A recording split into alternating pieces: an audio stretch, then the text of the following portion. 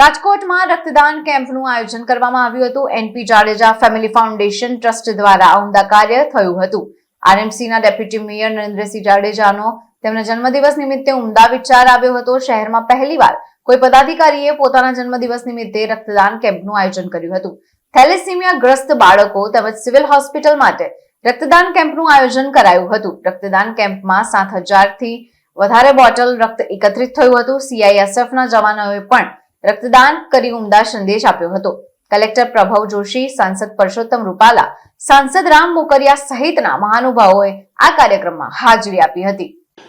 રક્તદાનનો camp મુખ્ય ઉદ્દેશ્ય હતો કે થેલેસીમિયા બાળકોને અને સિવિલ હોસ્પિટલને રક્તદાન મળી જાય અને બીજી બ્લડ બેંકોને જરૂરિયાતમંદોને બ્લડ ડોનેશન કરી શકે એના માટે તેમનું આયોજન હતું।